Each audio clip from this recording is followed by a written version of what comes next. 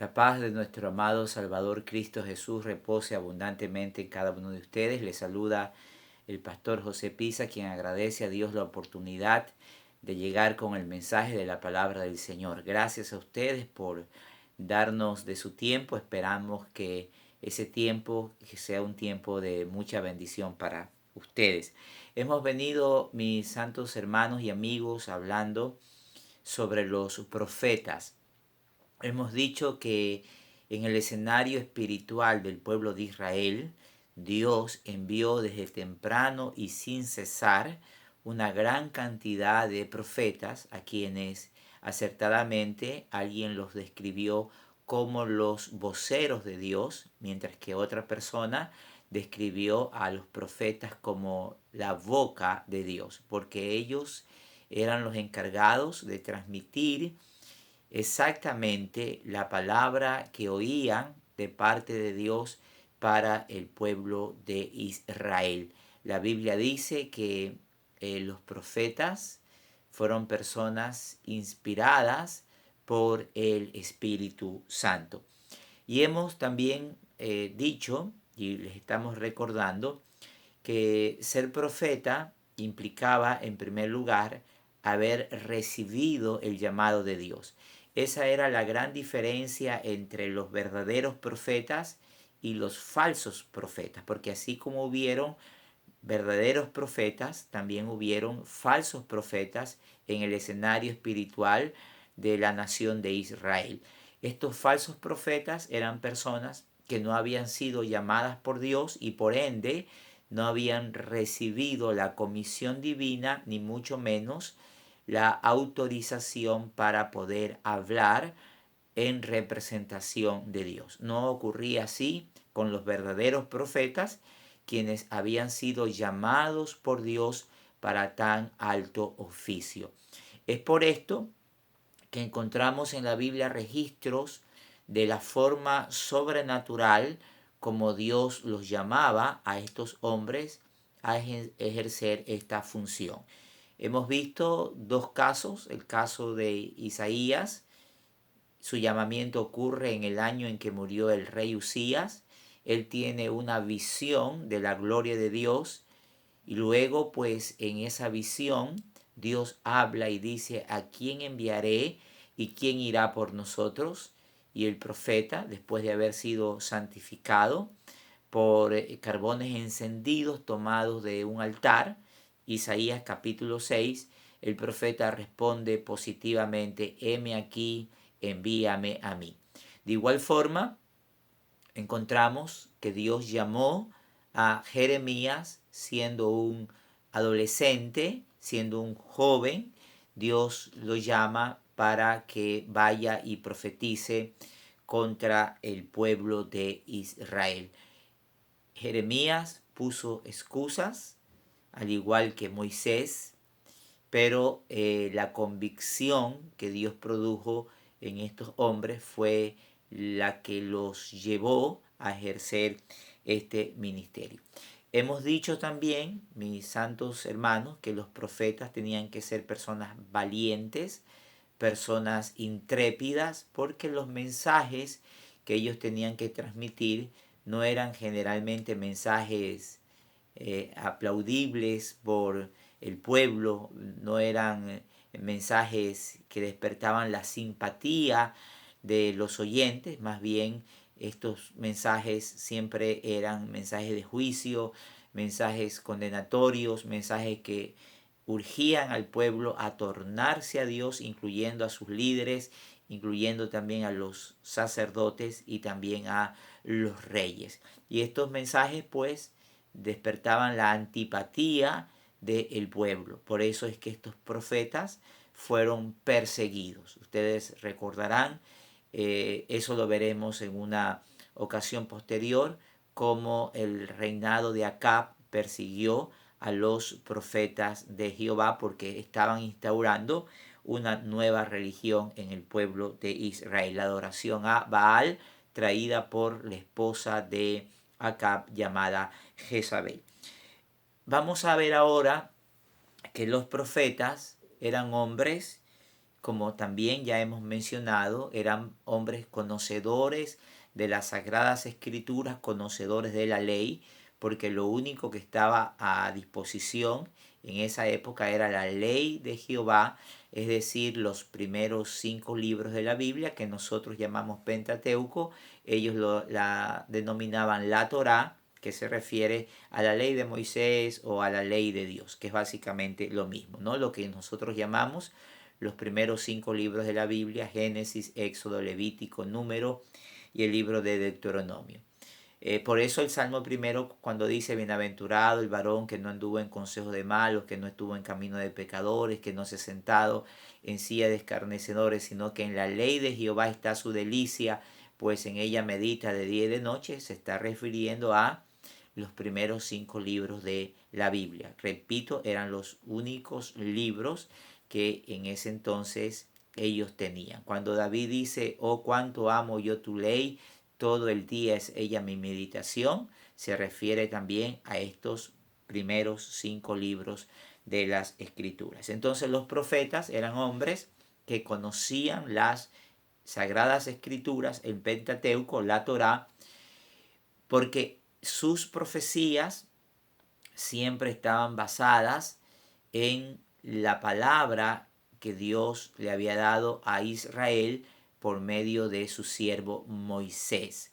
Entonces sus predicaciones estaban sustentadas, estaban respaldadas por los principios morales, éticos, espirituales que Dios había transmitido a la nación por medio de la ley de Moisés. Entonces eran hombres con profundo conocimiento de las Sagradas Escrituras, pero también eran hombres que vivían en medio del pueblo, es decir, eran hombres que conocían las situaciones sociales, políticas, económicas, pero sobre todo espirituales del pueblo de Israel. Ellos llamaban al pueblo a abandonar los ídolos, pero no solamente a abandonar los ídolos, ellos llamaban al pueblo a la justicia social.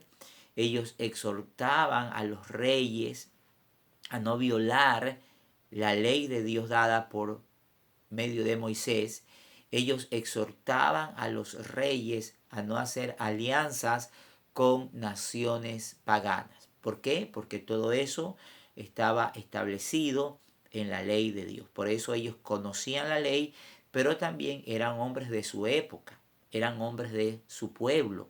Ellos no eran ermitaños, no vivían en cuevas, en desiertos, aislados de la sociedad, ¿no? Ellos eran personas que vivían en medio del pueblo, conociendo cada una de las situaciones sociopolíticas, económicas, espirituales de la nación de Israel. Usted va a encontrar que esto era una característica típica en los profetas, ¿no? Ellos amonestaban de que no hagan alianza, por ejemplo, con Egipto, no que no hagan alianza con Asiria, porque esa era una de las grandes tentaciones en esa época, porque Israel estaba en medio de grandes potencias. Entonces cuando una potencia surgía en el escenario y conquistaba, había la tentación siempre de aliarse con esa potencia, sea Siria, sea Egipto, sea Siria, sea Babilonia. Esa era la tendencia, y los profetas pues amonestaban de que la confianza debía de ser puesta única y exclusivamente en Dios. También queremos decirle en esta hora que los profetas eran hombres de sabiduría, eran personas de mucho saber, de mucho conocimiento, pero sobre todo de mucha sabiduría. Ellos conocían las escrituras, conocían las circunstancias políticas, sociales, económicas, pero también eran personas de sabiduría. Y la escritura nos va a mostrar a profetas que cuando transmitieron sus mensajes, ellos no simplemente transmitieron el mensaje, ellos recibieron el mensaje de parte de Dios, pero ellos, en base a la sabiduría que Dios les había dado, estos hombres presentaron el mensaje de tal forma que el mensaje pueda ser entendido, que el mensaje pueda ser captado, que el mensaje pueda ser comprendido por las personas a quienes ellos les llevaban el mensaje. Y vamos a hablar de uno de estos mensajes, mis apreciados hermanos y amigos. Dios le reveló a Natán, dicen las escrituras, el pecado que David había cometido. ¿Qué pecado había cometido David? David había caído en adulterio con la esposa de uno de sus más fieles soldados. Se llamaba Urías y su esposa se llamaba Betsabé. Era un tiempo de guerra. Israel estaba peleando contra los hijos de Amón, y mientras David se paseaba sobre su terrado, David observa a esta mujer que se está bañando. David pregunta quién era ella, la manda a llamar y David se acuesta con ella. A los pocos días le llega la noticia de parte de Betsabé que ella está embarazada. Entonces David, un hombre astuto, manda a traer a Urías del campo de batalla para preguntarle cómo están los asuntos de la guerra. Pero ese era un disfraz de David. David lo que quería es que Urías llegara a su casa, tuviera relaciones con su mujer y por ende pues ese embarazo quedara encubierto. Urías, bajo la intervención de Dios, no desciende a su casa, aunque el rey le había mandado un banquete para que lo disfrute con su esposa. Urías prefiere quedarse durmiendo a las puertas del palacio real. Se entera David de aquello, entonces David lo manda a llamar, lo invita a beber, lo embriaga, porque David pensó ahora, pues bajo los efectos del vino, Urías irá a su casa, se acostará con su mujer y el embarazo quedará entonces justificado. Pero nuevamente Urías se niega a descender a su casa, entonces David tiene un plan B. Y el plan B es escribir una carta al general llamado Joab para que pongan a Urías al frente de la batalla y cuando salgan los enemigos se retiren y lo dejen solo a Urías para que de esa forma Urías sea asesinado. Exactamente así ocurrió, y cuando Urías es asesinado le llega la noticia al rey y el rey entonces manda a llamar a Betsabé y la toma como su esposa. Aparentemente nadie se había percatado de aquello, pero Dios sí, el Dios que conoce todas las cosas, sabía todo lo que David había hecho. Y Dios entonces, en su infinita misericordia, Dios se lo revela a un profeta llamado Natán. La Biblia dice que en una visión nocturna Dios se lo reveló. No sabemos si fue Natán vio a David cayendo en adulterio con Betsabé. No sabemos. Simplemente la Biblia dice que Dios se lo reveló a Natán.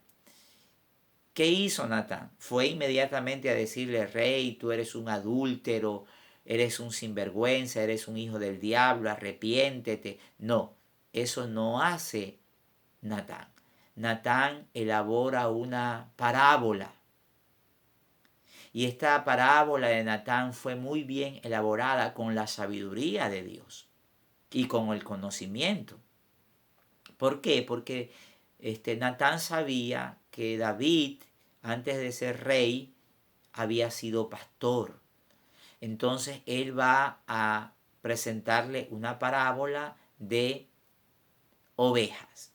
La parábola decía que había un hombre rico que tenía muchísimas ovejas, pero que había un hombre pobre que tenía una sola oveja. Esa oveja era la mimada, la consentida, la habían criado como si hubiese sido una hija, como si hubiese sido parte de la familia. generalmente las personas pobres en Israel, sus pocas ovejas, sus pocos animalitos dormían en el interior de la casa.